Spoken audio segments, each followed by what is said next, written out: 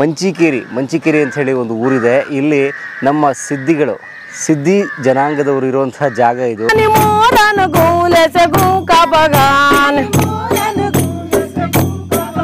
ನಮ್ಮ ಊರಲ್ಲಿ ಸರ್ ಒಳ್ಳೊಳ್ಳೆ ಟ್ಯಾಲೆಂಟ್ ಮಕ್ಕಳಿದ್ದಾರೆ, ಅವರು ಯೂಸ್ ಮಾಡಲ್ಲ.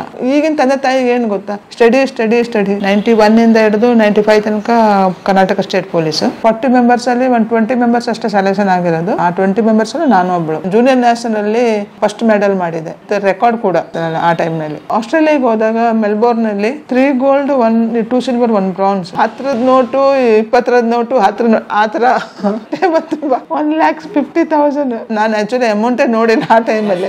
ತುಂಬಾ ಹರಾಸ್ಮೆಂಟ್ ನನಗೂ ಆಗಿದೆ ಸ್ಟಾರ್ಟಿಂಗ್ ಅಲ್ಲಿ. ಸ್ವಲ್ಪ ಆಫೀಸಲ್ಲೇ ಈ ತರ ಇರ್ತಾರೆ ಸೀನಿಯರ್ ಆಫೀಸರ್ಸ್.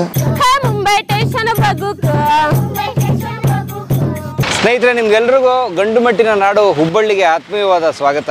ಉತ್ತರ ಕರ್ನಾಟಕದ ಹುಬ್ಬಳ್ಳಿ ಸ್ನೇಹಿತರೆ, ನಿಮ್ಗೆಲ್ರಿಗೂ ಸುಸ್ವಾಗತ ಕೋರ್ತಾ ಇದ್ದೇನೆ. ಹುಬ್ಬಳ್ಳಿಯಲ್ಲಿ ಸ್ನೇಹಿತರೆ, ಬನ್ನಿ ನಾವು ಒಬ್ಬರು ವಿಶೇಷ ವ್ಯಕ್ತಿತ್ವವನ್ನು ಮಾತಾಡ್ಸೋಣ.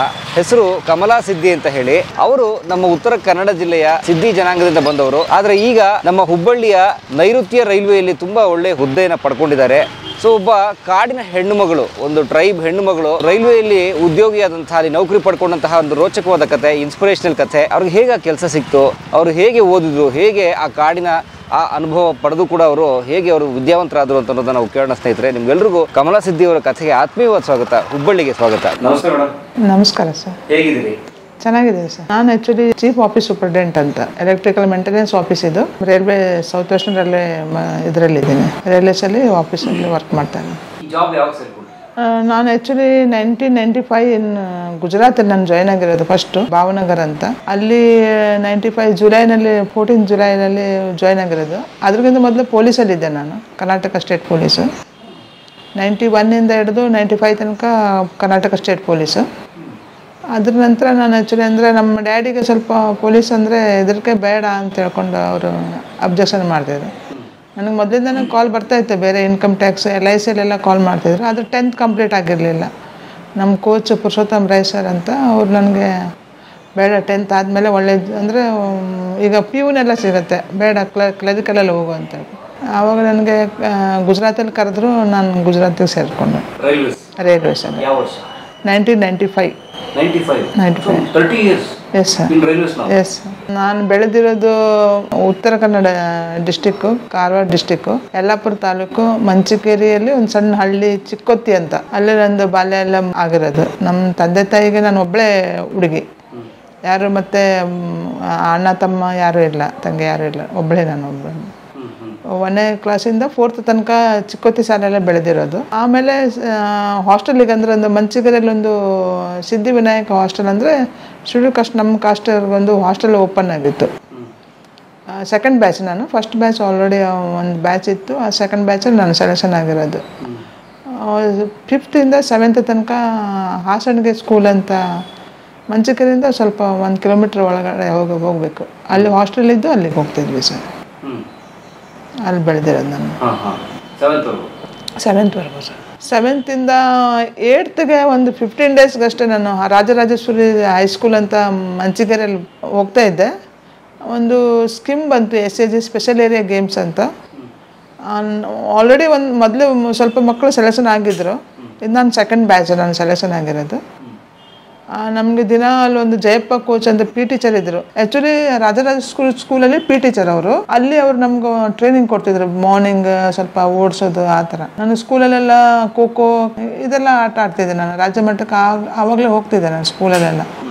ಅವ್ರು ನನ್ನ ಟ್ಯಾಲೆಂಟ್ ನೋಡಿ ಮತ್ತೆ ಇದಕ್ಕೆ ಒಂದು ಸೆಲೆಕ್ಷನ್ ಬಂತು, ಸ್ಪೆಷಲ್ ಏರಿಯಾ ಗೇಮ್ SAG ಅಂತ. ಏರಿಯಾ ಗೇಮ್ ಅಂತ SAG, ಅದು full form special area games ಅಂತ ಒಂದು ಸ್ಕೀಮ್ ಇತ್ತು ಅವಾಗ. ಅಂದರೆ ಅವರು ಮಾರ್ಗೆಟ್ ಆಳ್ವ ಇಂದಿರಾ ಗಾಂಧಿ ಅವರು ಆ ಸ್ಕೀಮ್ ಅವಾಗ ತೆಗೆದಿರೋದು ಅದು ಆ ಟೈಮಲ್ಲಿ. ಈಗ ಲಿಂಬಾರಾಮ್ ಅಂತ ಇದ್ದಾರಲ್ಲ, ಅವರು ಈಗ ಆಲ್ರೆಡಿ ರಿಟೈರ್ಡ್ ಒಲಿಂಪಿಕ್ ಪ್ಲೇಯರ್. ಅವರು ಮೊದಲೇ ಅವರು ಒಂದು ಆರ್ಚರಿಯಲ್ಲಿ ಅವರೆಲ್ಲ ಅದರಲ್ಲೇ ಇದ್ದವರು. ಅದು ಫಸ್ಟ್ ಬ್ಯಾಚ್ ಅವ್ರದ್ದೆಲ್ಲ, ಹಳೆ ಬ್ಯಾಚ್. ಇದು ಸೆಕೆಂಡ್ ಬ್ಯಾಚ್ ಇತ್ತು ನಮ್ಮದು. ಆ ಬ್ಯಾಚಲ್ಲಿ ಒಂದು 40 ಮೆಂಬರ್ಸ್ ನಾವು ಸೆಲೆಕ್ಷನ್ ಆದ್ವಿ ಮಂಚಿಕೆರೆಯಿಂದ SAGಗೆ. ಹೌದು ಸರ್. ಅದು ಡೆಲ್ಲಿಲಿ ತೊಗೊಂಡೋದ್ರು. ಒಂದು 2 months ನಮ್ಗೆ ಟ್ರೈನಿಂಗ್ ಇತ್ತು ಡೆಲ್ಲಿಲಿ. ಒಂದೇ ಸ್ಪೋರ್ಟ್ಸ್ ಬಗ್ಗೆ ಅಂದರೆ ಟ್ಯಾಲೆಂಟ್ ನೋಡೋದು, ನಮ್ಮ ಯಾವ ಥರ ಟ್ಯಾಲೆಂಟ್ ಇದೆ ಈ ಮಕ್ಕಳಿಗೆ, ಮುಂದೆ ಏನು ಮಾಡ್ಬೋದು ಅವರು, ಆ ಥರ ನಮ್ಮ ಎಂಡ್ಯೂರೆನ್ಸ್ ಎಲ್ಲ ಚೆಕ್ ಮಾಡಿದರು. ಅಲ್ಲಿ ಒಂದು 40 ಮೆಂಬರ್ಸಲ್ಲಿ ಒಂದು 20 ಮೆಂಬರ್ಸ್ ಅಷ್ಟೇ ಸೆಲೆಕ್ಷನ್ ಆಗಿರೋದು. ಅಂದರೆ ಬಾಕಿ ಮಕ್ಕಳಿಗೆ ಅಂದರೆ ಮುಂದೆ ಆಗ್ತಾರ ಇಲ್ವಾ ಆ ಥರ ನೋಡ್ಕೊಂಡು ಅವ್ರು ಇದು ಮಾಡಿರೋದು. ಆ 20 ಮೆಂಬರ್ಸಲ್ಲಿ ನಾನು ಒಬ್ಬಳು. ಹೌದು ಹೌದು, ಸ್ಪೋರ್ಟ್ಸಲ್ಲಿ ನಾನು ಸೆಲೆಕ್ಷನ್ ಆಗಿದ್ದು ನಾನು ಆಗಿರೋದು ಡೆಲ್ಲಿಯಲ್ಲಿ. ಡೆಲ್ಲಿಯಲ್ಲಿ 2 months ಟ್ರೈನಿಂಗ್ ಕೊಟ್ಟು ಮತ್ತೆ ಸ್ವಲ್ಪ ಮಕ್ಕಳಿಗೆ ಹಿಮಾಚಲಲ್ಲಿ ಇಟ್ಟರು, ಸ್ವಲ್ಪ ಮಕ್ಕಳಿಗೆ ಬ್ಯಾಂಗ್ಳೂರಲ್ಲಿ ಇಟ್ಟರು, ಒಂದು ಸ್ವಲ್ಪ ಮಕ್ಕಳಿಗೆ ಮತ್ತು ನನಗೆ ಬ್ಯಾಂಗ್ಳೂರಿಗೆ ಟ್ರೈನಿಂಗ್ ಕಳಿಸಿದ್ರು 20 ಮೆಂಬರ್ಸ್ ಮಕ್ಕಳಲ್ಲಿ. ಅಲ್ಲಿ ನಮ್ಗೆ ಫಸ್ಟಿಗೆ ರಾವಣನ್ ಅಂತ ಒಂದು ಕೋಚ್ ಇದ್ದರು, ಅವ್ರದ್ದು ಮಿಸ್ಸಸ್ ಡೈರೆಕ್ಟರ್, ಅಸಿಸ್ಟೆಂಟ್ ಡೈರೆಕ್ಟರ್, ಅವರು ಕೋಚು. ನೆಕ್ಸ್ಟ್ ಅಲ್ಲಿ ಇಬ್ಬರು ಕೋಚ್ ಇದ್ರು, ಒಂದು ಪುರುಷೋತ್ತಮ್ ರಾಯ್ ಕೋಚು, ಆಮೇಲೆ ರಾವಣನ್ ಅಂತ. ಪುರುಷೋತ್ತಮ್ ರಾಯ್ ಕೋಚು ಈ ದ್ರೋಣಾಚಾರ್ಯ ಅವಾರ್ಡ್ ಅವರು ಎಕ್ಸ್ಪೈರ್ ಆಗಿದ್ದಾರೆ ಆಲ್ರೆಡಿ. ಆ ಕೋಚ್ ನನಗೆ ಟ್ರೈನಿಂಗ್ ಕೊಟ್ಟಿರೋದು ಪುರುಷೋತ್ತಮ್ ರಾಯ್ ಕೋಚ್. ಅಂದ್ರೆ ನನ್ನ ಹೈಟ್ ಟ್ಯಾಲೆಂಟ್ ಎಲ್ಲ ನೋಡಿ ನನಗೆ ಫಸ್ಟ್ ಪೆಂಟಾಥ್ಲನ್ ಅಂತ ಒಂದು ಸೆಲೆಕ್ಷನ್ 5 ಇವೆಂಟ್ ಬರುತ್ತೆ sir. 100 metre hurdles, long jump, shot put, 200 high jump, 5 event ಬರ್ತವೆ. ಅದನ್ನು ನನಗೆ ಟ್ರೈನಿಂಗ್ ಕೊಟ್ಟರು ಸರ್ ನಮ್ಮ ಪುರುಷೋತ್ತಮ್ ರಾಯ್ ಕೋಚ್. ಹೌದು, ಅಥ್ಲೆಟಿಕಲ್ಲೇ. ನಾನು 88, 89 ಸೆಲೆಕ್ಷನ್ ಸೆಕೆಂಡ್ ಬ್ಯಾಚ್ ನಮ್ಮದು. 90 ನಮಗೆ ನಾನು ಡೈರೆಕ್ಟ್ ಮುಜಫ್ಫರ್ ಜೂನಿಯರ್ ನ್ಯಾಷನಲ್ಲಿ ಫಸ್ಟ್ ಮೆಡಲ್ ಮಾಡಿದೆ, ಪೆಂಟಾಥ್ಲನ್ನು ಆಮೇಲೆ ಹೈ ಜಂಪಲ್ಲಿ ವಿತ್ ರೆಕಾರ್ಡ್ ಕೂಡ ಜೂನಿಯರ್ ನ್ಯಾಷನಲ್ ಆ ಟೈಮ್ನಲ್ಲಿ. ನಮ್ಮ ಸರ್ಗೆ ಭಾಳ ಖುಷಿ ಆಯಿತು. ಫಸ್ಟ್ ಬಂದು ಒಂದು ವರ್ಷವೂ ಆಗಿಲ್ಲ, ಸಡನ್ಲಿ ಅಂದರೆ ನಮ್ಮ ಕೋಚ್ ಆ ಥರ ಟ್ರೈನಿಂಗ್ ಕೂಡ ಹಾರ್ಡ್ ವರ್ಕ್ ಕೋಚು. ಹೌದು ಹೌದು ಸರ್, ಅದು ಹೇಳೋಕ್ಕ ಅಂದರೆ ಯಾವ ಥರ ಹಾಡು ಅಂತ ಹೇಳಿದ್ರೆ, ಒಂದು ಇವೆಂಟ್ ಈಗ ಒಂದು ಈಗಿನ ಮಕ್ಕಳಿಗೆ ನಾನು ಹೇಳೋ ಪ್ರಕಾರ, ನಮ್ಮ ಕೋಚ್ ಕೊಡೋ ಪ್ರಕಾರ ಯಾವ ಥರ ಮಕ್ಕಳು ಅವರು ತನ್ನ ಮಕ್ಕಳ ಥರ ನೋಡ್ತಾ ಇರಲಿಲ್ಲ, ಅಂದರೆ ಒಂದು ಸ್ಟೂಡೆಂಟ್ ಥರ ನೋಡ್ತಾ ಇರಲಿಲ್ಲ. ಮಕ್ಕಳು ಈ ಇವೆಂಟ್ ಮಾಡಬೇಕಂದ್ರೆ ರೆಪಿಟೇಷನ್ ಮಾಡಬೇಕಂದ್ರೆ ಕಂಪಲ್ಸರಿ ಮಾಡಬೇಕು, ಏನೋ ಮಾಡದೆ ಆ ಥರ ಹಂಗಿಲ್ಲ, ಇದಿರಬೇಕು. ಹೌದು, ಡೆಡಿಕೇಶನ್ ಇರಬೇಕು.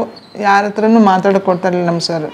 ಒಂದ್ಸಲ ಗ್ರೌಂಡಿಗೆ ಇಳಿದ್ರೆ ನಾನು ಇದನ್ನು ಮಾಡ್ತೀನಿ, ಮಾಡಿ ಮುಗಿಸ್ತೀನಿ, ಆ ಟೈಮಿಂಗಲ್ಲಿ ಕಂಪ್ಲೀಟ್ ಆಗಬೇಕು ಆ ಥರ.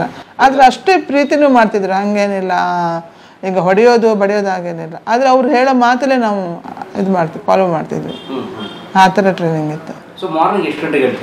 ಮಾರ್ನಿಂಗ್ 5:30ಗೆ ನಮ್ಗೆ ಅಸೆಂಬ್ಲಿ ಇರ್ತಿತ್ತು ಸರ್. 5:30. ಹೌದು ಸರ್, ನಮ್ಗಿಂತ ಮೊದಲೇ ನಮ್ಮ ಕೋಚ್ ಇರ್ತಿದ್ರು. ನಾವು 5:30ಗೆ ಅಂತ ಹೇಳಿದ್ರೆ ನಮ್ಗಿಂತ ಮೊದಲು ಸರ್ ಕೋಚ್ ಆಲ್ರೆಡಿ ಇರ್ತಾರೆ. 5 ನಿಮಿಷ ಲೇಟ್ ಬಂದರೆ ಮತ್ತು 5 ನಿಮಿಷದಲ್ಲಿ 20 ರೌಂಡ್ ಹೊಡೆಸ್ತಾರೆ ಆ ಥರ. ಹೌದು ಹೌದು, ಆ ಥರ ಟ್ರೈನಿಂಗ್ ಇತ್ತು. ನಾವೇ ಲೇಟಾಗಿ ಮೊದಲು ಓಡೋದು. ನಮ್ಗಿಂತ ಮೊದಲು ಅವರು ಗಾಲ್ಫ್ ಅವ್ರಿಗೆ ಭಾಳ ಇಷ್ಟ. ಅವರು ಕೂಡ ಇಂಟರ್ನ್ಯಾಷನಲ್ ಮೆಡಲಿಸ್ಟ್, ಅವ್ರ ಕೋಚ್ ಕೂಡ. ಅದಕ್ಕೆ ಅವರು ಭಾಳ ಇಂಟ್ರೆಸ್ಟ್. ಅವರು ಮಿಸ್ಸಸ್ ಕೂಡ ಈಗ ಆ್ಯನಿ ರಾಯ್ ಅಂತಿದ್ದಾರೆ, ಅವರು ಕೂಡ ಇಂಟರ್ನ್ಯಾಷನಲ್ ಮೆಡಲಿಸ್ಟ್. ಅವರು ಜಾವ್ಲಿಂಗ್ ಥ್ರೋ ಡಿಸ್ಕಷನ್ ಆಯ್ತು. ಅವರು ಇಬ್ಬರು ಗಂಡ ಹೆಂಡತಿ ಇಬ್ಬರು ಇರ್ತಿದ್ರು ನಮ್ಮ. ಹೌದು ಹೌದು, ತುಂಬ ಹಾರ್ಡ್. ಹೌದು sir, gold junior national gold ಅಥ್ಲೆಟಿಕಲ್ಲಿ. ಪೆಂಟಾಥ್ಲನ್ ಅಂತ ಇವೆಂಟ್, ಅದು 5 ಇವೆಂಟು ಎಕ್ಸ್ಟ್ರಾ ಮತ್ತು 2 ಇವೆಂಟು, 100 ಮೀಟರ್ ಹರ್ಡಲ್ಸ್ ಮತ್ತು ಹೈ ಜಂಪ್, 2 ಕೂಡ ನ್ಯಾಷನಲ್ ರೆಕಾರ್ಡ್ ಮಾಡಿದ್ವಿ. 90ಯಿಂದ ಹಿಡಿದು ನಾನು ಜೂನಿಯರ್ ನ್ಯಾಷನಲ್ 90ಯಿಂದ 94 ತನಕ ಜೂನಿಯರ್ ಸೀನಿಯರ್ ಎರಡೂ ನಮ್ಗೆ ಸರ್ ಎರಡೂ ಮಾಡ್ತಿದ್ರು, ಹಂಗೇನಿಲ್ಲ. ಯಾವುದು ಬರುತ್ತೆ ಅದರಲ್ಲಿ ನಾನು. ಆಮೇಲೆ ಸರ್ ಪೆಂಟಾಥ್ಲನ್ ಆದಮೇಲೆ ಸರ್ ಹೆಪ್ಟಾಥ್ಲನ್ಗೆ ಶಿಫ್ಟ್ ಮಾಡಿದರು. ಅದು 7 ಇವೆಂಟ್ಸ್ ಇರುತ್ತೆ. 7 ಇವೆಂಟ್ಸ್ ಪ್ಲಸ್ 3 ಇವೆಂಟ್ಸ್ ಎಕ್ಸ್ಟ್ರಾ. ಮತ್ತು high jump, long jump, 100 metre hurdles. 100 metre hurdles ನಂದು ಬೆಸ್ಟ್ ಇವೆಂಟ್ ಇತ್ತು ಆ್ಯಕ್ಚುಲಿ. ಅಂದರೆ ಸರ್ ಯಾಕೆ ಅದನ್ನಂತ ಹೇಳಿದರೆ, ಅವು 7 ಇವೆಂಟ್ ಮಾಡಿದರೆ ಒಂದು ಸ್ಟ್ರೆಂತ್ ಬರುತ್ತೆ, ಟ್ಯಾಲೆಂಟ್ ಬರುತ್ತೆ. ಅದರಲ್ಲಿ ಯಾವ್ದು ಇವೆಂಟ್ ನಿಮ್ಗೆ ಸೆಲೆಕ್ಷನ್ ಆಗುತ್ತೆ ಅದ್ರ ಮೇಲೆ ಆಮೇಲೆ ಅವರು ಸೀನಿಯರ್ಗೆ ಇದು ಮಾಡ್ತಾರೆ, ಆ ಥರ ಸ್ಪೆಷಾಲಿಟಿ.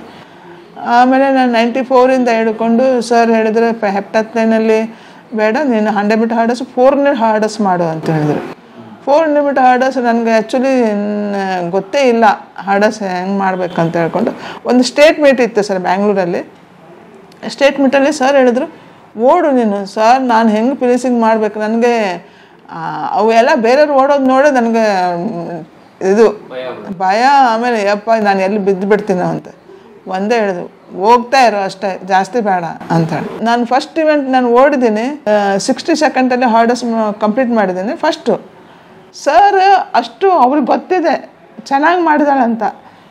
ಓಕೆ, ನೋ ಪ್ರಾಬ್ಲಮ್, ಚೆನ್ನಾಗಿದೆ, ಓಕೆ ಅಂದರೆ ಅವರು ಅಷ್ಟು ಹೇಳಿದ್ರೆ ಅವರು ನಗಾಡಲ್ಲ. ಅಂದ್ರೆ ನಾವು ಇದು ಮಾಡಲ್ಲ.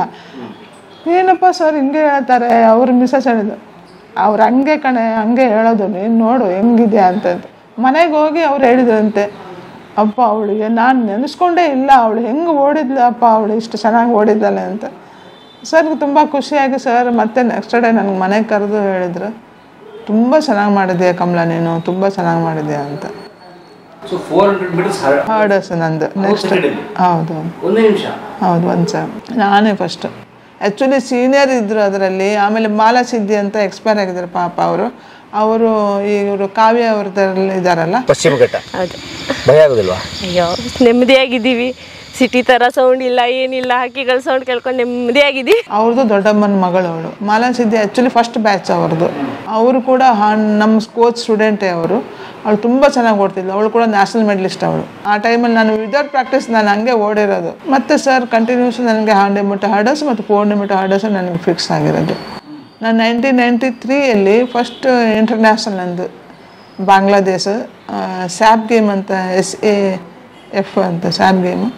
100 ಮೀಟರ್ ಹಾರ್ಡಸ್ಗೆ ನಾನು ಸೆಲೆಕ್ಷನ್ ಆದೆ ಇಂಡಿಯಾದಲ್ಲಿ. ನಾನು ಆ್ಯಕ್ಚುಲಿ ಆ ಟೈಮಲ್ಲಿ ತುಂಬ ಸಣ್ಣವಳು, 16 ಇಯರ್ಸ್ ಏನೋ ಏಜ್ ನನಗೆ. First sap game first time ಎಲ್ಲ ಸೀನಿಯರ್ಸ್ ಎಲ್ಲ ಇದ್ದಾರೆ, ಅವ್ರ ಸಂಗಡ ಹೋಗಿ ಚೆನ್ನಾಗಿ ಮಾಡಿದೆ. 3rd place ಬಾಂಗ್ಲಾದೇಶಲ್ಲಿ 100 metre ಹಾರ್ಡಸಲ್ಲಿ. ಆಮೇಲೆ ಸರ್ 93 ಹಿಡಿದು ಜೂನಿಯರ್ ನ್ಯಾಷನಲ್ ಸೀನಿಯರ್ ನ್ಯಾಷನಲ್ ಎಲ್ಲ ಆಡ್ಕೊತ ಹಂಗೆ ಕಂಟಿನ್ಯೂಸ್ ಹೋದೆ. ಒಂದು ಸ್ಯಾಪ್ ಗೇಮ್ ಇನ್ನೊಂದು ಬಂತು ಇಲ್ಲೇ ಚೆನ್ನೈಯಲ್ಲಿ ಇತ್ತು, ಅದು ಕೂಡ ಇಂಟರ್ನ್ಯಾಷನಲ್ ನಮ್ಮ ಇಂಡಿಯಾದಲ್ಲಿ ಇಟ್ಟಿದ್ರು ಅವರು. ಅದರಲ್ಲಿ 400 ಮೀಟರ್ ಹಾರ್ಡರ್ಸಲ್ಲಿ 2nd ಪ್ಲೇಸು. ನೆಕ್ಸ್ಟ್ ನಮ್ಮ ಪೊಲೀಸಲ್ಲಿ ಬಿಟ್ಟು ರೈಲ್ವೆಗೆ ಜಾಯ್ನ್ ಆದೆ 92 ಪೊಲೀಸಲ್ಲಿ. ಸೊ ಆ್ಯಕ್ಚುಲಿ ನನಗೆ ಜಾಬ್ ಮಾಡಬೇಕಂತ ಒಂದು ಇದಿತ್ತು. ಅಂದರೆ ನಮ್ಮ ಮಮ್ಮಿ ಪಪ್ಪ ಅವರು ತುಂಬ, ಅಂದರೆ ನಾವು ಬಡತನದಲ್ಲಿ ಬೆಳೆದಿರೋದು, ತುಂಬ ಕಷ್ಟ. ನಮ್ಮ ಡ್ಯಾಡಿ ನನಗೆ ಒಬ್ಬರೇ ಆದ್ರೂ ತುಂಬ ಯಾವುದಕ್ಕೂ ಕಮ್ಮಿ ಮಾಡಿಲ್ಲ. ಆದರೆ ನಮ್ಮ ಮಮ್ಮಿ ತುಂಬ ಪಾಪ ಬೇರೆಯವ್ರ ಮನೆಗೆ ಕೆಲ್ಸಕ್ಕೆ ಹೋಗ್ತಿದ್ರು. ಈ ಬ್ರಾಹ್ಮಿನ್ಸ್, ನಮ್ಮೂರಲ್ಲಿ ಬ್ರಾಹ್ಮಿನ್ಸ್ ಜಾಸ್ತಿ ಇದ್ದಾರೆ. ಅವ್ರ ಮನೆಗೆ ಕೆಲ್ಸಕ್ಕೆ ಹೋಗ್ತಿದ್ರು. ಬೆಳಗ್ಗೆ ಸಾಯಂಕಾಲ ಸಗಣಿ ತೆಗೆಯೋದು ಅಥವಾ ಪಾತ್ರೆ ತೊಳೆಯೋದು. ಆ ದುಡ್ಡಲ್ಲಿ ನನಗೇನು ಬರುತ್ತೆ ಅದನ್ನು ನನಗೂ ಕೊಡ್ತಿದ್ರು. ನಾನು 89 ನಾನು ಇದು ಅಂದರೆ 2nd ಬ್ಯಾಚ್ ನಾನು ಸೆಲೆಕ್ಷನ್ ಆಗಿ ಡೆಲ್ಲಿಗೆ ಹೋದಾಗ ಆ ಫೀಲಿಂಗ್ ನನಗಿನ್ನೂ ಇದೆ. ಅಂದರೆ ನನಗೆ ಬೈ ಪೋಸ್ಟ್ ನನಗೆ ಅಮೌಂಟ್ ಬೇಕಾಗಿತ್ತು, 50 ರೂಪೀಸ್. ಆ ಟೈಮಲ್ಲಿ 50 ರೂಪೀಸ್ ಬೈ ಪೋಸ್ಟ್ ನನಗೆ ಬಂದಿರೋದು, ಯಾರಿಗೂ ಬಂದಿಲ್ಲ. ತುಂಬ ಖುಷಿ ಆಗುತ್ತೆ. ಇವತ್ತಿಗೂ ನನ್ನ ಮಕ್ಕಳಿಗೆ ಕೂಡ ಹೇಳ್ತೇನೆ, ಅದು 50 ರೂಪೀಸ್ ಎಷ್ಟು ವ್ಯಾಲ್ಯೂ ಇದೆ ಅಂತ ಹೇಳಿದ್ರೆ ಈಗಿನ ಮಕ್ಕಳಿಗೆ ಗೊತ್ತಾಗಲ್ಲ. ಅದು 500 ರೂಪೀಸ್ ಕೊಟ್ಟರು ಅದು ಏನು ನೀರಲ್ಲಿ ಹಾಕ್ದಂಗೆ.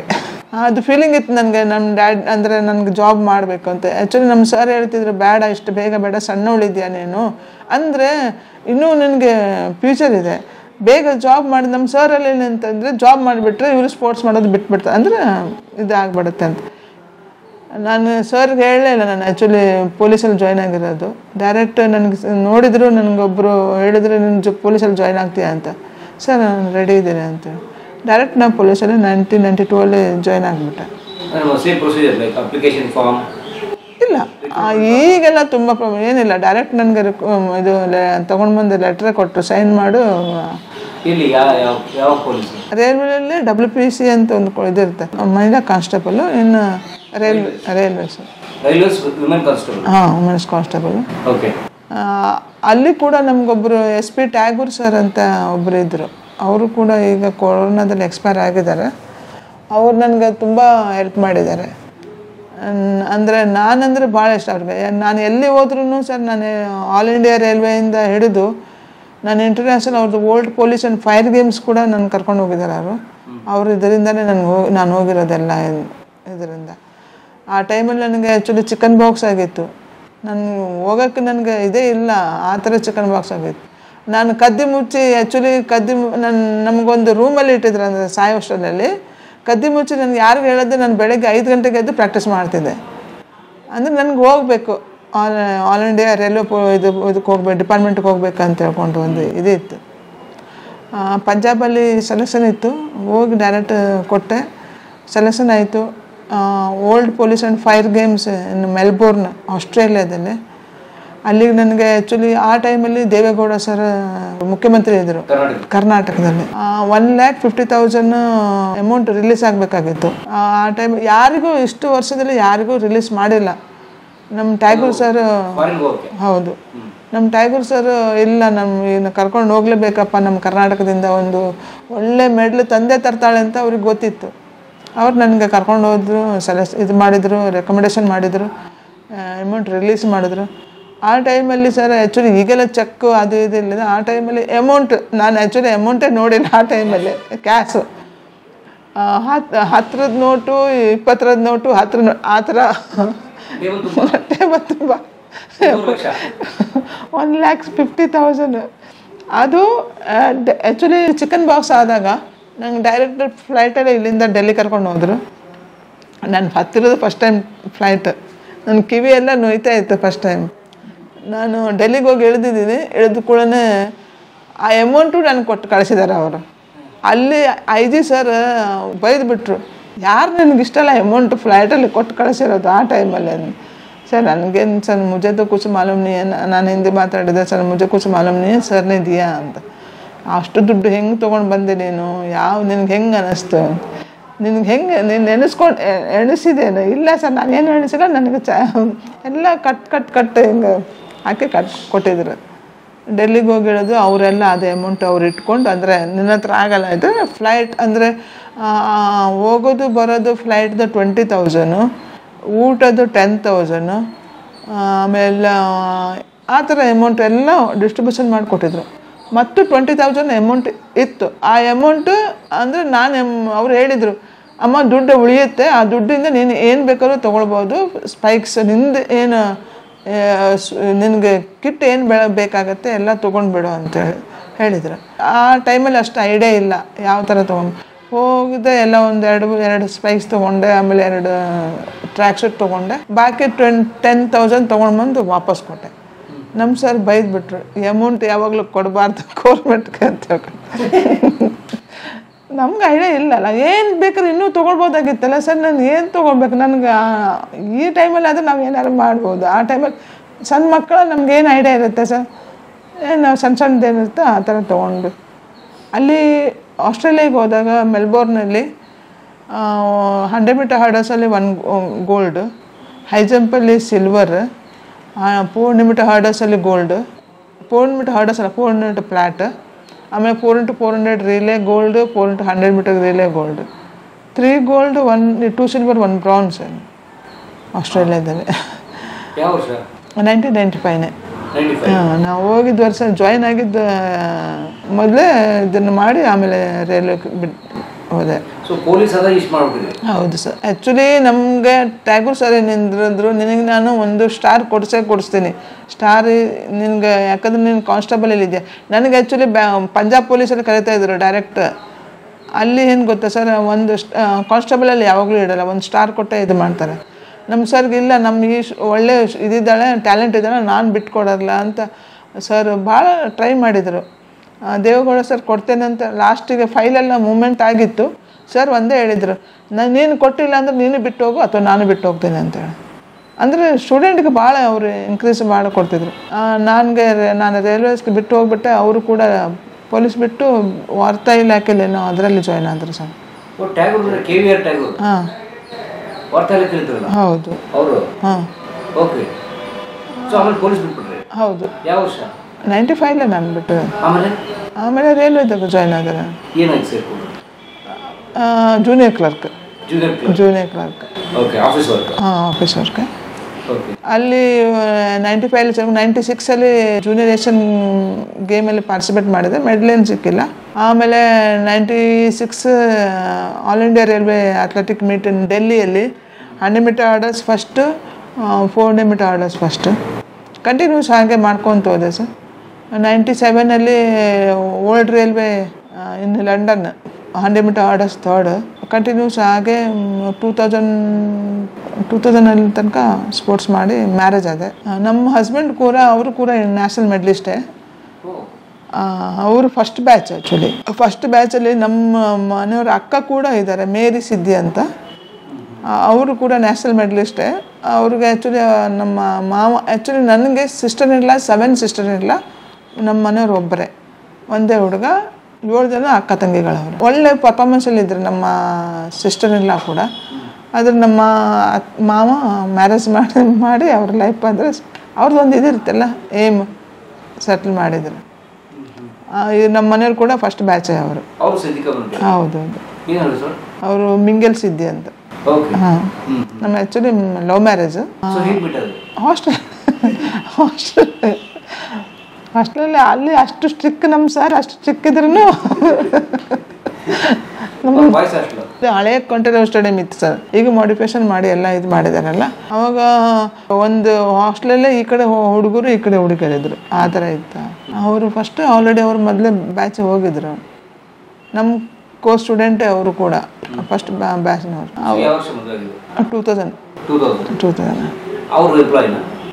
ಹೌದು ಆ್ಯಕ್ಚುಲಿ ಗುಜರಾತಲ್ಲಿ ರೈಲ್ವೇಸಲ್ಲಿ ಅವರು ಬಿಟ್ಟು ಈಗ ಮನೇಲಿದ್ದಾರೆ. ಆ್ಯಕ್ಚುಲಿ ಅಂದರೆ ನಮ್ಮ ಹೊಲ ಜಾಸ್ತಿ ಇದೆ ಸರ್, 15 ಎಕರೆ ಹೊಲ ಇದೆ ನಮ್ಮ ಅತ್ತೆ ಮನೆಯಲ್ಲಿ. ಅಲ್ಲ, ಹಳೆಯಾಳು. ಒಂದೇ ಮಗ, ಅದ್ರ ಸಲುವಾಗಿ ಸ್ವಲ್ಪ ಬಿಟ್ಟು ಬಂದು ಮನೇಲಿ ವರ್ಕ್ ಮಾಡ್ತಾ ಇದ್ದಾರೆ. ಹಾಂ, ಹೊಲ.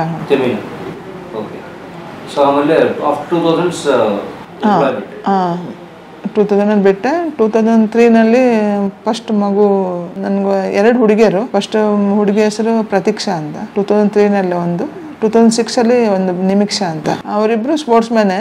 ಅವಳು ಒಬ್ಬಳು ಬಾಸ್ಕೆಟ್ಬಾಲ್ ಪ್ಲೇಯರ್, ದೊಡ್ಡವಳು ಬಾಸ್ಕೆಟ್ಬಾಲ್. ಅವರು ಆ್ಯಕ್ಚುಲಿ ಬ್ಯಾಂಗ್ಳೂರಲ್ಲಿ ಸ್ಪೋರ್ಟ್ಸ್ ಅಷ್ಟು ಇದರಲ್ಲಿದ್ಲು, DYSS ವಿದ್ಯಾನಗರ ಅಂತ ಅಲ್ಲಿದ್ಲು. ಆದರೆ ಅವಕ್ಕೆ ಎಜುಕೇಷನ್ ಸಲುವಾಗಿ ಮತ್ತೆ ವಾಪಸ್ ಎಲ್ಲೇ ಇದ್ದಾಳೆ. ಬಾಸ್ಕೆಟ್ಬಾಲ್ ಆಡ್ತಾಳೆ, ಚೆನ್ನಾಗಿ ಆಡ್ತಾಳೆ. BCom ಮಾಡ್ತಾ ಇದ್ದಾಳೆ ಫಸ್ಟ್ ಒಂದು. ಸೆಕೆಂಡ್ ಒನ್ನು ನಿಮಿಕ್ಷಾ ಸಿದ್ದಿ ಅಂತ, ಅವಳು ಅಥ್ಲೆಟಿಕ್ಕು 100-200.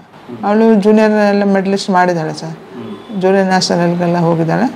ಅವಳು ಸ್ಪೋರ್ಟ್ಸ್ ಹಾಸ್ಟೆಲಲ್ಲಿದ್ದಾಳೆ, ಇಲ್ಲೇ ಧಾರವಾಡದಲ್ಲಿದ್ದಾಳೆ. ಹೌದು. ಹಾಂ, ಇಬ್ಬರು. ಇಲ್ಲೇ ರೈಲ್ವೆ ಕ್ವಾರ್ಟರ್ಸ್ ಇಲ್ಲಿ ವಿದ್ಯಾರಣ್ಯ ಇಲ್ಲೇ ಇದೆ, ಗದಗ ರೋಡ್. ಇಲ್ಲ, ಜಾಗ ತೊಗೊಂಡಿದ್ದೀವಿ ಧಾರವಾಡದಲ್ಲಿ. ಈಗ ನೆಕ್ಸ್ಟ್ ಇದಾದಮೇಲೆ ರಿಟೈರ್ಡ್ ಆದಮೇಲೆ 12 ಇಯರ್ಸ್ ಇದೆ. ರಿಟೈರ್ಡ್ ಆದಮೇಲೆ ಮನೆ ಕಟ್ಟೋದು. ಅಮ್ಮ ಇದ್ದಾರೆ, ಡ್ಯಾಡಿ ಲಾಸ್ಟ್ ಇಯರ್ ಎಕ್ಸ್ಪೈರ್ ಆದರು. ಅಮ್ಮ ಒಬ್ಬರೇ ಇದ್ದಾರೆ ಊರಲ್ಲಿ, ನೋಡಬೇಕು. ಅಲ್ಲಿ ಸ್ವಲ್ಪ ಹೊಲ ಇದೆ ನಮ್ಮದು, ಅದನ್ನು ಮೇಂಟೈನ್ ಮಾಡಬೇಕು. ಹಾಂ ಸರ್. ಇದಕ್ಕೆಲ್ಲ ಅಪ್ಪ ಅಮ್ಮನ ಆಶೀರ್ವಾದ ಸರ್. ನಾನು ಜಾಸ್ತಿ ಏನು ಹೇಳೋಕ್ಕಾಗಲ್ಲ, ಯಾಕಂದ್ರೆ ನಮ್ಮ ಡ್ಯಾಡಿ ನಮ್ಮ ಮಮ್ಮಿ ತುಂಬ ಸಪೋರ್ಟ್ ಕೊಟ್ಟಿದ್ದಾರೆ ನನಗೆ ಆ ಟೈಮಲ್ಲಿ. ಯಾಕಂದರೆ ನಾವು ಆ್ಯಕ್ಚುಲಿ ದುಡಿದು ತಿನ್ನೋ ಮನುಷ್ಯರು. ನನಗೆ ನೆನಪಿದೆ ನಮ್ಮ ಅಪ್ಪ, ನಾನು ಸ್ಕೂಲಿಗೆ ಸರ್ ಆ್ಯಕ್ಚುಲಿ ದಿನ ನಮ್ಮ ಫ್ರೆಂಡ್ಸ್ ಎಲ್ಲ ನನಗೆ ಬ್ರಾಹ್ಮಿನ್ಸ್ ಹುಡುಗಿಯರೇ ಎಲ್ಲ. ಅಲ್ಲಿರೋದ್ರೆ ಬ್ರಾಹ್ಮಿನ್ಸ್. ಒಂದು ಹುಡುಗಿ ಇದ್ಲು, ಅವಳು ನಾನು ದಿನ ಸ್ಕೂಲಿಗೆ ಹೋಗೋದು ದಿನ ಕರೆಕ್ಟ್ ಟೈಮಿಗೆ ನಾವು 7 ಗಂಟೆ 7:15 ಬಿಡ್ತಿದ್ವಿ. ಕರೆಕ್ಟ್ 5:30 ಮತ್ತೆ ವಾಪಸ್ ಬರ್ತಿದ್ವಿ. ಆದರೆ 15 ಡೇಸ್ 120 ಡೇಸ್ ತನಕ ನಾವು ಸ್ಕೂಲ್ಗೆ ಹೋಗಿಲ್ಲ. ನಾವೇನು ಮಾಡ್ತಿದ್ವಿ, ಕಾಡಿಗೆ ಹೋಗೋದು, ಅಲ್ಲಿ ಹಣ್ಣು ವಿಚಿತ್ರ ಹಣ್ಣುಗಳಿದ್ದಾವೆ ತಿನ್ನೋದು, ಹುಡುಗರಿಗೆ ಹೊಡೆಯೋದು, ಹಂಗೆ ಮಾಡ್ತಿದ್ವಿ. ನಮ್ಮ ಡ್ಯಾಡಿ ಮಮ್ಮಿ ಏನು ಮಾಡ್ತಿದ್ರು, ಪಾಪ ದಿನ ಸ್ಕೂಲಿಗೆ ಹೋಗ್ತಾಳೆ ನನ್ನ ಮಗಳು ಅಂತ. ಆ್ಯಕ್ಚುಲಿ ನಮ್ಮ ಮನೆಯಿಂದ ಬ್ರಾಹ್ಮಿನ್ಸ್ ಮನೆಗೆ ಹೋಗ್ಬೇಕಂದ್ರೂ 1 ಕಿಲೋಮೀಟ್ರ್ ಹೋಗ್ಬೇಕು, ಕಾಡಲ್ಲಿ ಸಣ್ಣ ದಾರಿ. ನನಗೆ ಫಸ್ಟ್ ಸ್ಟಾರ್ಟಿಂಗಲ್ಲಿ ಹೆದರಿಕೆ, ದೆವ್ವ ಅಂದರೆ ಸತ್ತು ಬಿದ್ದು ಹೆದರಿಕೆ ನನಗೆ. ಅಮಾವಾಸ್ಯೆ ಹುಣೆ ಅಂದರೆ ನನಗೆ ಸ್ಕೂಲಿಗೆ ಹೋಗೋನಲ್ಲ, ಮೊದಲೇ ಜ್ವರ ಅಂತ ನಾಟಕ ಮಾಡೋನು. ನನಗೆ ಜ್ವರನೂ ಬರ್ತಿತ್ತು ಜಾಸ್ತಿ, ಏನೋ ಒಂದು ಆ ಥರ ಹೆದರಿಕೆ. ಮನೆ ಬಿಟ್ಟೆ ಅಂತ ಹೇಳಿದರೆ ಅವರು ಬ್ರಾಹ್ಮಣ್ಸ್ ಮನೆ ತನಕ ನನಗೆ ಓಡೋದೆ, ನಾನು ಹಿಂದೆ ಮುಂದೆ ಎಲ್ಲೂ ನೋಡೋದೆ. ಒಂದು ಸೌಂಡ್ ಬಂದರೆ ಕಿತ್ಕೊಂಡು ಆ ಥರ ಓಡ್ತಿದ್ದೆ ನಾನು. ಅದೇನೋ ನನಗೆ ಸ್ಪೋರ್ಟ್ಸಲ್ಲಿ ಅಂದರೆ ಮುಂದೆ ತಂದಿರೋದು. ಆ ಥರ ಬೇರೆ ಪುಟ್ಟಲ್ಲಿ ನಮಗೇನು ಆವಾಗ ಚಪ್ಪಲಿ ಇಲ್ಲ, ಏನಿಲ್ಲ, ಒಂದೇ ಒಂದು ಬಟ್ಟೆ ಹಾಕೊಂಡು ಓಡ್ತಾ ಇರ್ತಿದ್ವಿ. ಹೌದು. ಮನೆ ಬಿಟ್ಟು ನಾನು ಅಲ್ಲಿ ತನಕ 1 ಕಿಲೋಮೀಟ್ರ್ ಅಲ್ಲಿ ತನಕ ಓಡೋದೇ ಹಿಂದೆ ಮುಂದೆ ನೋಡೋಂಗಿಲ್ಲ. ನಾನು ಹೆದರಿಕೆ, ಭಯ ನನಗೆ. 12 ಗಂಟೆ ಮಧ್ಯಾಹ್ನಕ್ಕೆ ಹೋಗೋಂಗಿಲ್ಲ. ನಮ್ಮ ಮಮ್ಮಿಯವರು ಸ್ವಲ್ಪ ಸ್ಟೋರಿ ಹೇಳ್ತಿದ್ರು, ರಾತ್ರಿ ಮನ್ಕೊಳ್ಬೇಕಾದ್ರೆ ಹಿಂಗಾಯ್ತು ಆ ಹೆದರಿಕೆ. ನಾನು ಆ್ಯಕ್ಚುಲಿ ಒಂದು ಟಾಯ್ಲೆಟ್ಗೆ ಹೋಗ್ಬೇಕಂದ್ರೆ ಆ ಟೈಮ್ ನಮ್ಮ ಮಮ್ಮಿ ಬಿಟ್ಟು ಹೋಗ್ತಾ ಇರಲಿಲ್ಲ. ಆ ಥರ ಭಯ ಸರ್ ನನಗೆ. ಹೊರಗಡೆ ರಾತ್ರಿ ಆದರೆ ಹೊರಗಡೆ ಬೀಳೋನಲ್ಲ ಆ ಥರ. ಅಂಥದ್ರಲ್ಲಿ ನಾನು ಒಂದು 20 ಡೇಸ್ ಸ್ಕೂಲಿಗೆ ಹೋಗಿಲ್ಲ. ಕರೆಕ್ಟ್ ಟೈಮಿಗೆ ನಮ್ಮ ಮಮ್ಮಿ ಪಾಪ ಬೆಳಿಗ್ಗೆ ಎದ್ದು ರಾತ್ರಿ ಅನ್ನ ಇರುತ್ತಲ್ಲ ಅದನ್ನು ಕಟ್ಟಿ ಸ್ವಲ್ಪ ಉಳ್ಳಾಗಡ್ಡೆ ಏನಾದ್ರು ಸುಟ್ಟು ಅದೇ ಅದು ಕೊಟ್ಟು ಕಳಿಸ್ತಿದ್ರು. ಅದೆಲ್ಲ ಮುಗ್ದಿರೋದು ಎಲ್ಲ ಊಟ ಅವೆಲ್ಲ ಕರೆಕ್ಟ್ ಮಾಡ್ತಿದ್ವಿ. ಆದರೆ ಸ್ಕೂಲಿಗೆ ಮಾತ್ರ ಹೋಗ್ತಾ ಇರಲಿಲ್ಲ. ಒಂದಿನ ನಮ್ಮ ಡ್ಯಾಡಿ ಹಿಂಗೆ ಮಾರ್ಕೆಟ್ಗೆ ಹೋಗ್ಬೇಕಾರೆ ಆವಾಗ ಒಂದು ಟೀಚರ್ ಇದ್ದರು ಸರ್, ಭಾಳ ಸ್ಟ್ರಿಕ್ ಅವರು ಕೂಡ, ಅಂಕೋಲಾದವರು. ಕರೆದು ಕೇಳಿದರು, ಬಾಬು ಅವರೇ ಬನ್ನಿ ಇಲ್ಲಿ ನಿಮ್ಮ ಮಗಳಿಗೆ ಏನಾದ್ರು ಕೆಲಸಕ್ಕೆ ಕಳಿಸಿದ್ದೀರಾ ಗೋವಾದಲ್ಲಿ? ಅವಾಗೆಲ್ಲ ಕಳಿಸೋದು ಜಾಸ್ತಿ. ಇಲ್ಲ ಯಾಕ್ರಿ ಅಂತ ಹೇಳಿದ್ರು. ನಿಮ್ಮ ಮಗಳು ಬರ್ತಾನೆ ಇಲ್ಲಲ್ಲ ಸ್ಕೂಲಿಗೆ ಅಂತೆ. ದಿನ ಬರ್ತಾಳೆ ದಿನ ಹೋಗ್ತಾಳೆ, ನೀವು ನಮ್ಮಪ್ಪ ಅವರಿಗೆ ಏರ್ಬಿಟ್ಟಿದ್ದಾರೆ. 15-20 ದಿನ ಆಯಿತು ಸ್ಕೂಲಿಗೆ ಗೈರ್ ಹಾಜರಿ ಇದ್ದಾಳೆ ಆಕೆ ಅಂತ. ನಮ್ಮ ಡ್ಯಾಡಿಗೆ ಒಂಥರ ಡೌಟ್ ಬಂತು, ಇವಳು ಎಲ್ಲಿ ಹೋಗ್ತಾಳೆ ಅಂತ. ಒಂದಿನ ಹಿಂದ್ಗಡೆ ಬಂದಿದ್ದು ನಮ್ಗೆ ಗೊತ್ತೇ ಇಲ್ಲ. ನಾವು ಯಾಕ ಪ್ರಕಾರ ದಿನ ನಾವು ಇಬ್ಬರು ಹುಡುಗಿಯರು ಹೋಗಿ ಅಡ್ಡ ಹೋಗ್ಬಿಡೋದು. ಹಿಡ್ಕೊಂಡು ಬಂದು ಜಗ್ಗು ಹೊಡೆದು ಕೈಕಾಲು ಕಟ್ಟು ತಗೊಂಡೋಗಿ ಸ್ಕೂಲಿಗೆ ಹಾಕಿದ್ದಾರೆ ಆ ಟೈಮಲ್ಲಿ. ಆವಾಗ ಗೊತ್ತಾಗಿರೋದು ನಮ್ಮ ಡ್ಯಾಡಿಗೆ. ನಮ್ಮ ಡ್ಯಾಡಿ ಭಾಳ ಹೊಡೆದ್ರೆ ಮಾತ್ರ ಭಾಳ ಹೊಡಿತಿದ್ರು. ನಮ್ಮ ಡ್ಯಾಡಿ ನಮ್ಮ ಮಮ್ಮಿ ಅಪ್ಪ ಸ್ವಲ್ಪ ಜಗಳ ಹಿಂಗೆ ನಡೀತಾ ಇರ್ತದೆ, ನಾರ್ಮಲ್ ನಡೀತದೆ. ನಾನು ಒಂದು ಮಾತಾಡ್ತಾ ಇರಲಿಲ್ಲ, ಯಾಕಂದರೆ ಹೊಡೆದ್ರೆ ಮಾತ್ರ ಸಖತ್ ಹೊಡಿತಿದ್ರು ಅವರು. ಒಂದ್ಸಲನೂ ಅದೇ ಒಂದ್ಸಲ ಹೊಡ್ತಾ ತಿಂದಿರೋದು ನಾನು. ಆವಾಗಿಂದ ಸ್ಕೂಲ್ಗೆ ಹೋಗೋದು ಮತ್ತು ಆಪ್ಷನ್ ಮಾಡೇ ಇಲ್ಲ. ನಾವೆಲ್ಲ ಇಷ್ಟೆಲ್ಲ ದುಡ್ದು ಇಷ್ಟೆಲ್ಲ ಅಂದರೆ ಕಷ್ಟಪಡ್ತಾ ಇದ್ವಿ, ನಿಮ್ಗೆ ಸ್ಕೂಲಿಗೆ ಹೋಗಿ ಹಾಕಿದ್ರೆ ನೀನು ಈ ಥರ ಮಾಡ್ತೀಯ ನೀನು ಅಂತ ಒಂದು ಸಲ ಚೆನ್ನಾಗಿ ಭಾಷಣ ಕೊಟ್ಟರು. ಅದೇ ನನಗೆ. ಆಮೇಲೆ ನನಗೆ ನಮ್ಮ ಡ್ಯಾಡಿ ನಮ್ಮ ತಾಯಿ ಇಬ್ಬರು ತುಂಬ ಸಪೋರ್ಟು. ಆಮೇಲೆ ನಮ್ಮ ಜಯಪ್ಪ ಸರ್ ಅಂತ ಅವರಿಗಿದ್ದಾರೋ ಎಕ್ಸ್ಪೈರ್ ಆಗಿದ್ದಾರೋ ಗೊತ್ತಿಲ್ಲ, ಟೀಚರ್ ಇದ್ದರು, ಅವರು ಕೂಡ ತುಂಬ ಸಪೋರ್ಟ್ ಮಾಡಿದ್ದಾರೆ ನಮ್ಮನ್ನು. ಆಮೇಲೆ ನಮ್ಮ ಪುರುಷೋತ್ತಮ್ ರಾಯ್ ಸರ್ ನಮ್ಮ coach, SP Tagore sir, Anand sir ಅಂತ IG ಇದ್ದರು, ಅವರು ಎಕ್ಸ್ಪೈರ್ ಆಗಿದ್ದಾರೆ. ಅವರು ನಾವು ಸತ್ರೂ ಮರೆಯೋಕ್ಕಾಗಲ್ಲ. ನಿಮ್ಮ ಕಡೆ ಸ್ಪೋರ್ಟ್ಸ್ ಜಾಸ್ತಿ, ಸಿದ್ಧಿಗಳು ಜಾಸ್ತಿ, ಶಕ್ತಿ ಜಾಸ್ತಿ ಇರುತ್ತಲ್ಲ, ಬಿಕಾಸ್ ನ್ಯಾಚುರಲ್ ಪವರು. ಈಗ ಸರ್ ನಾನು ಇಷ್ಟು ಅಂದರೆ ಒಳ್ಳೆ ಉದ್ಯೋಗದಲ್ಲಿ ಇದ್ದೀನಿ. ನಮ್ಮ ಮಕ್ಕಳಿಗೆ ಏನು ಹೇಳೋದಂದರೆ, ಇದು ರೈಸ್ ಅನ್ನ ವೇಸ್ಟ್ ಮಾಡಬೇಡಿ. ಏನೇ ಇದ್ದರೂ ನೆನ್ನೆದು ರೈಸ್ ಇರಲಿ ಇವತ್ತಿನ ರೈಸ್ ಇರಲಿ, ಕೆಲವು ಮಕ್ಕಳಿಗೆ ಊಟನೇ ಸಿಗಲ್ಲ ಪಾಪ. ನಮ್ಮ ಮಕ್ಕಳಿಗೆಲ್ಲ ಅಂಡರ್ಸ್ಟ್ಯಾಂಡಿಂಗ್ ಇದೆ, ಏನು ಕೊಟ್ಟರು ತಿಂತಾರೆ, ಅಬ್ಜೆಕ್ಷನ್ ಮಾಡಲ್ಲ. ಹ್ಯಾಪಿ ಇದೆ. ಆಮೇಲೆ ನಾನು ಯೂನಿಯನ್, ನಮ್ಮದು south western railway Mazdoor union ಅಂತ ಇದೆ. ಇವರು ನಮ್ಮ ಆ್ಯಕ್ಚುಲಿ ಡಿಗ್ರು ಸರ್, ಇವರು AM ಡಿಗ್ರು ಸರ್ ಅಂತ ಜನರಲ್ ಸೆಕ್ರೆಟ್ರಿ ಅವರು.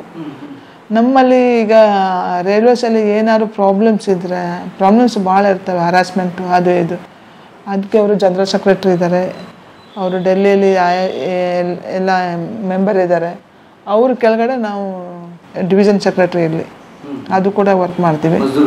ಮಜ್ದೂರ್ ಯೂನಿಯನಲ್ಲಿ ಏನೇ ಪ್ರಾಬ್ಲಮ್ಸ್, ಲೇಡೀಸ್ಗೆ ಏನಾದ್ರು ಹರಾಸ್ಮೆಂಟ್ ಏನಾದ್ರು ಇದ್ದರೆ. ಸ್ಟಾರ್ಟಿಂಗಲ್ಲಿ ಸ್ವಲ್ಪ ನಾನು ಇಲ್ಲಿ ಅಂದರೆ ಟ್ರಾನ್ಸ್ಫರ್ ಆಗಿ ಬಂದಮೇಲೆ ಗುಜರಾತಿಂದ ತುಂಬ ಹರಾಸ್ಮೆಂಟ್ ನನಗೂ ಆಗಿದೆ.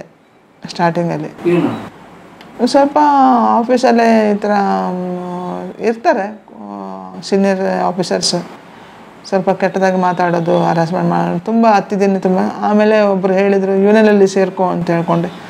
ಸರ್ದು ಸ್ಪೀಚೆಲ್ಲ ಕೇಳ್ತಿದ್ದೆ, ಯಾವ ಥರ ಸ್ಪೀಚ್ ಮಾಡ್ತಾರೆ, ಯಾವ ಥರ ಮಾತಾಡಬೇಕು, ಯಾವ ಥರ ಸಾಲ್ವ್ ಮಾಡಬೇಕು, ಅದರಲ್ಲಿ ಜಾಯ್ನ್ ಆದೆ.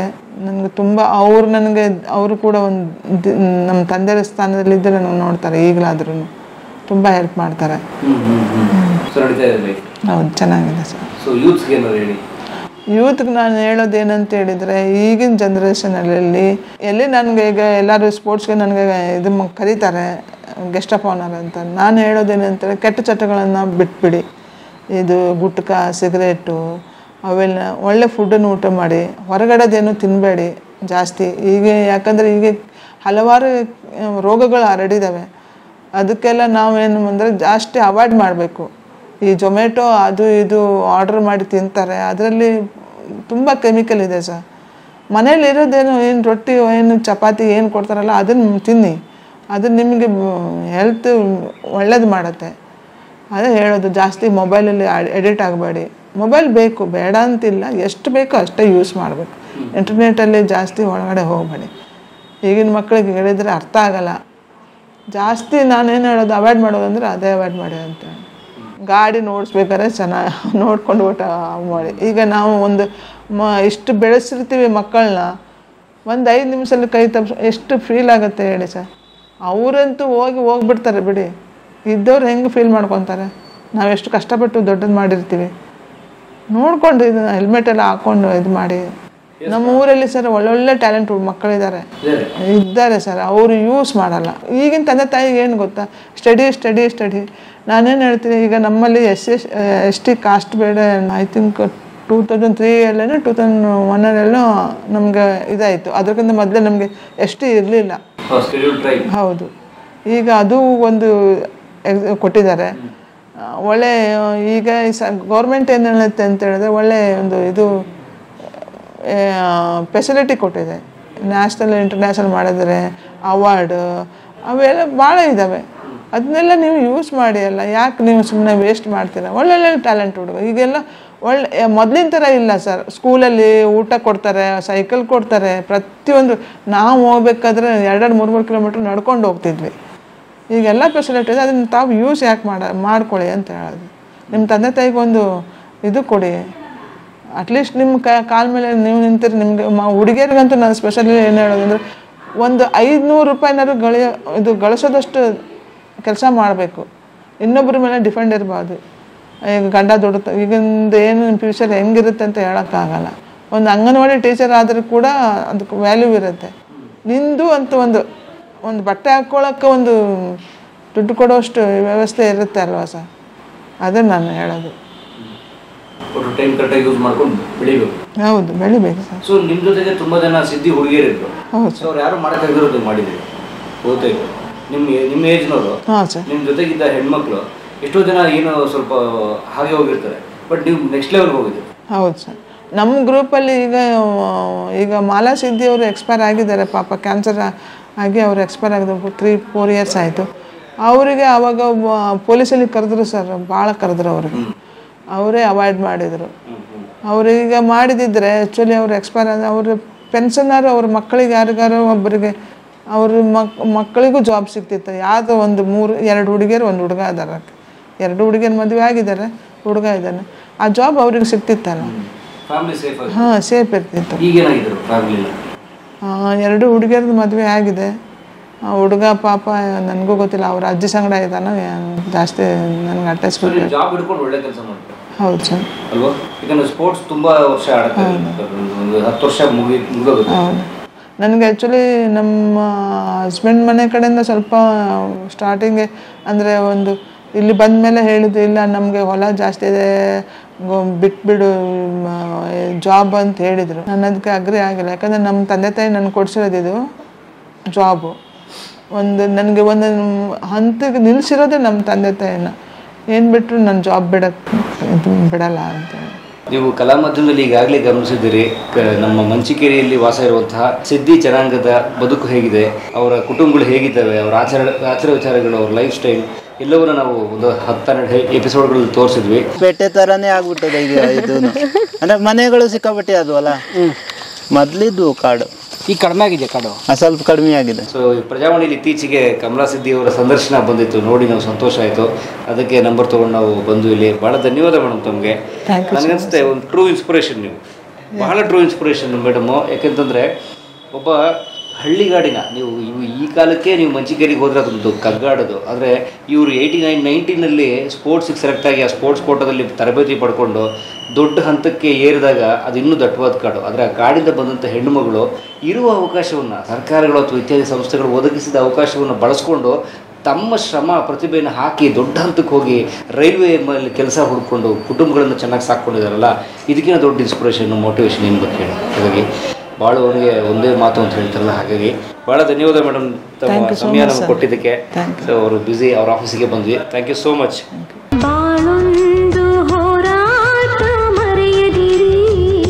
ಕಲಾ ಮಾಧ್ಯಮದ ಎಲ್ಲಾ ಎಪಿಸೋಡುಗಳು ನಿಮಗೆ ಸಿಗಬೇಕು ಅಂತಂದ್ರೆ ಕಲಾ ಮಾಧ್ಯಮ ಯೂಟ್ಯೂಬ್ ಚಾನೆಲ್ನ ಸಬ್ಸ್ಕ್ರೈಬ್ ಮಾಡಿ, ಬೆಲ್ ಐಕಾನ್ನ ಕ್ಲಿಕ್ ಮಾಡಿ, ತಪ್ಪದೇ ಮಾಡಿ. ಸ್ನೇಹಿತರೆ, ಕಲಾ ಮಾಧ್ಯಮದ ಎಲ್ಲ ಸಂದರ್ಶನಗಳನ್ನು ನೀವೀಗ ಓದಬಹುದು.